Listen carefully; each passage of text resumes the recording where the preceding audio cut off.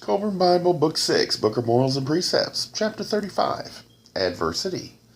NPR 35:1. Adversity and affliction, like the smith, shape as they strike. They stand as challengers on the pathway to truth and test the aspirants for godhood.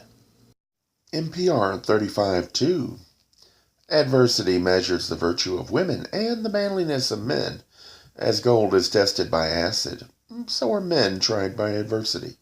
As fire tempers metal, so are men molded by the blast of perverse fortune. NPR 35:3.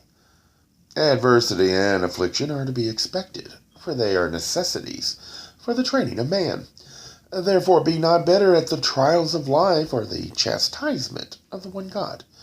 A father who omits to chastise his children is careless of their welfare. NPR 35:4. Behold the man upon whom hardship and misfortune have never laid hand.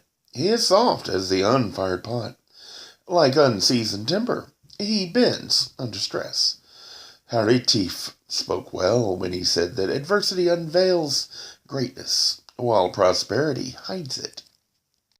NPR 35:5.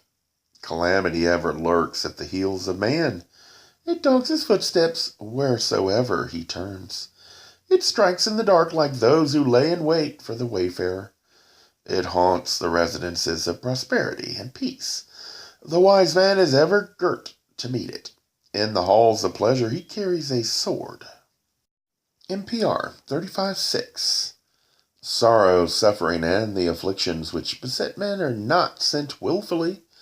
They are necessities for existence, without which the slumbering soul could not awaken. They are needful for its development. Therefore, is it not a vain hope and foolishness to expect miracles to protect you and prevent you from deriving the benefit of these experiences? Is it reasonable to expect exemption from the things you were born to experience? Therefore, accept with good grace that which life bestows on you, for it conforms with the law. Is it not better to endure manfully the things which are unavoidable? NPR 35:7. The scales are never wholly unbalanced.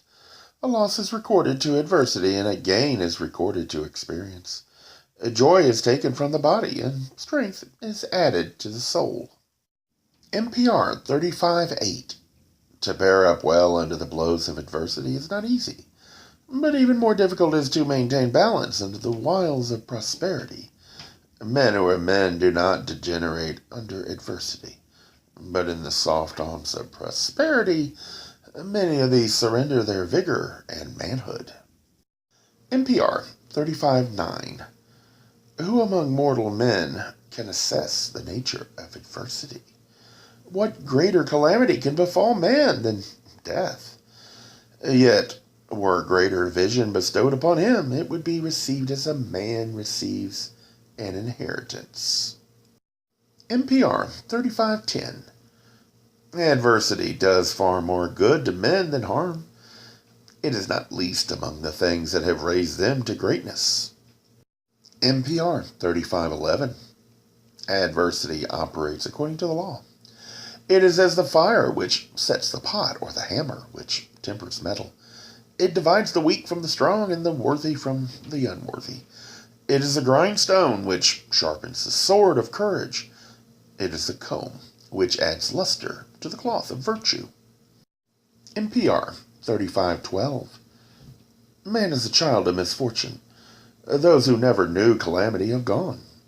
Earth does not unnecessarily oppress man, as the weaklings declare. Her role is to instruct and develop. And can this be done without chastisement? There is a time for instruction and a time for play. Earth provides both, and she is not unduly harsh. Life contains far more pleasure than pain, far more joy than sorrow. He who wants all play and no labor has no place on earth. Instruction is rarely wholly a pleasure, nor is learning inseparable from chastisement. NPR 35:13. Things change. Times move ever onward. Nothing remains constant. For this is the law. Therefore, bewail not your lot because of it. Were the burden too great for your shoulders, you would not be here. To criticize the law is futile foolishness. Far better to harmonize yourself with it. Everything changes. The greater it is, the more liable to do so. If your nature is such that you cannot submit to the law, then you are among the most unfortunate of men, for you add needlessly unto your burden.